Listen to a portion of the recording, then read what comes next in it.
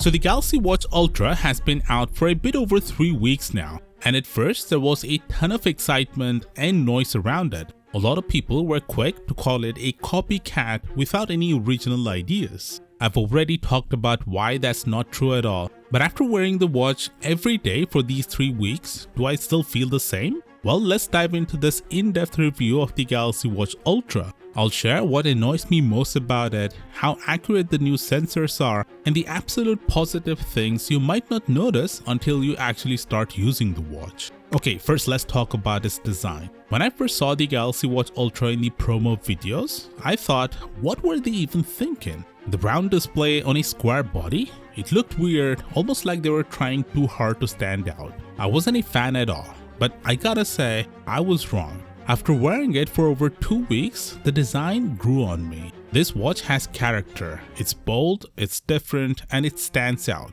Sure, it's not for everyone, but I've received more compliments on this watch than any other smartwatch I've worn. It's like that friend who's initially off-putting, but ends up being your favorite. People keep comparing it to the Apple Watch Ultra, but honestly, they're not even close. The Galaxy Watch Ultra is more of an evolution of Samsung's Gear Sport, which came out way before the Apple Watch Ultra. But let's talk about what I don't like. The stock band is a disaster. Oh man, this band is probably the ugliest thing I've ever had on my wrist. I mean, who thought this would complement a premium smartwatch? It's like pairing socks with sandals. I get it that it's supposed to be for athletes, but let's be real. Most of us using this watch are just regular folks who hit the gym or go for a run now and then. Thankfully, Samsung included this peakworm band for free, which is a slight improvement, but let's be real. Neither band is doing this watch any favors. The new band connector means third-party options are limited right now. But hey, once more options roll out, and considering they're really cheap, this shouldn't be a long-term problem. One big bummer for me was the removal of the rotating bezel. I loved that feature on the older models. The bezel is still there, but it doesn't rotate anymore. Samsung probably did this to make the watch more durable for athletes, but like I've said, most people who buy this watch aren't athletes. Luckily, the touch bezel works surprisingly well. It's super responsive, and the circular bezel helps guide your finger unlike older watches, so it's not a deal breaker for me. Speaking of the bezel, it serves a practical purpose too. It helps protect the display from scratches and dings. I've had smartwatches with and without a bezel, and the ones with the bezel always come out looking fresher. So that's a win for durability. Now let's talk about battery life, because that's where the Galaxy Watch Ultra really shines. I hate having to charge my smartwatch every single day, and with this one, I don't have to. We're talking days of battery life here, even with the always on display and all the tracking features turned on. As I'm recording this, it's been over 2 days since I last charged it, and it's still got 20% left. And that's with the notification going off all the time, tracking my activities, sleep, everything. If I switch to power saving mode, I could probably stretch it to 4 or 5 days. But honestly, if I'm dropping $650 on a smartwatch, I want to use all its features, not limit myself by using power saving mode unless I absolutely have to. The only downside? The charging speed. It takes almost 2 hours to go from 0 to 100 with the included magnetic charger. That's fine if you're charging it overnight, but if you are in a rush and need a quick boost, it's a bit of a pain. I really wish Samsung had included fast charging, especially at this price point. Oh, and one more thing, there's no reverse wireless charging like on the older models because of the bigger sensors. That's a bummer. But at least you can still connect the charger to your phone and charge it that way, which is kinda cool. But honestly, reverse wireless charging is more convenient, and it's a feature that should have been included on this watch. The performance is another area where the Galaxy Watch Ultra shines. It's snappy, apps open quickly, animations are smooth, there's no lag whatsoever, and I've not noticed any delays with receiving notification from my phone. Samsung has done a great job optimizing the software for this hardware.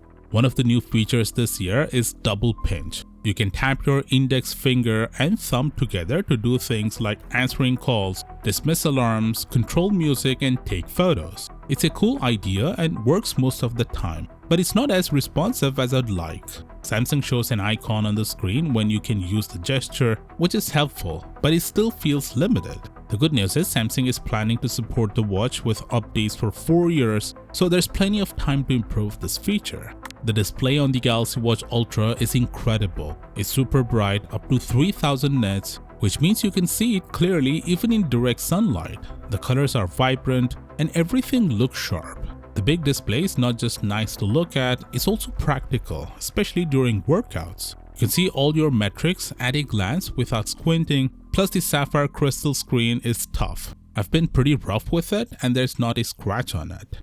Another neat addition is the quick button, which you can customize to open any app or function you want. Unlike the Apple Watch Ultra, it's cleverly placed between the guards of the other two buttons so you don't accidentally press it. This is a small but thoughtful design choice that I really appreciate. The Galaxy Watch Ultra is loaded with health and fitness features. One of my favorite is the energy score. Every morning, the watch gives you a score out of 100 that tells you how ready you are for the day, based on things like your sleep consistency, activity level, and heart rate variability. It's surprisingly accurate. For example, after a good night's sleep and a day of moderate activity, I got a score of 85. After a night of tossing and turning, my score dropped to 62. It's a handy feature that helps you gauge how hard you can push yourself that day. The watch also has sleep apnea monitoring and an AG's index. Sleep apnea detection isn't available everywhere yet, which is a bit of a letdown, especially since that was one of the reasons I bought the watch. The AG's index, which is supposed to indicate your risk for diabetes and stroke, is a bit confusing. It gives you a position on a graph but doesn't really explain what that means or how to improve it. I hope Samsung updates this feature soon because right now it's not very useful. That said, the rest of the health and fitness tracking is top-notch. The new sensors are more accurate than ever and they measure everything from heart rate and ECG to blood pressure. I compared the watch's readings with a standard blood pressure monitor and they matched up perfectly. So if you're looking for accurate health tracking, this watch delivers. When it comes to workouts, the Galaxy Watch Ultra automatically detects activities like strength training, walking, and more, and provides detailed metrics. I've been using it for my gym sessions and treadmill walks, and it tracks everything accurately.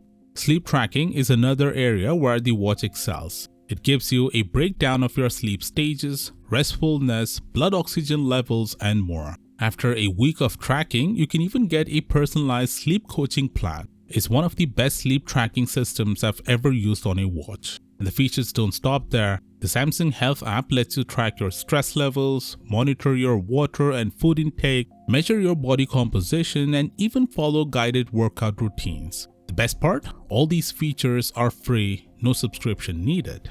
So what's the bottom line? The Galaxy Watch Ultra is a fantastic smartwatch with a lot to offer. It's got a unique design, great battery life, and tons of health and fitness features. But it's not perfect. The slow charging, lack of attractive band options, and the confusing AG's index are definite downsides. Plus at $650 it's not the cheapest option out there. You could get the regular Galaxy Watch 7 for around $300 and still enjoy most of the same features. But despite that, there's something special about the Galaxy Watch Ultra. It's not just another smartwatch, it's a statement piece. If you've got the budget and you're looking for something that stands out, this watch is worth considering. If you're interested in picking one up, I've got some purchase links down below in the description. And also check out my video on why the Galaxy Watch Ultra is not a rip-off of the Apple Watch Ultra. Click right here and I'll see you there.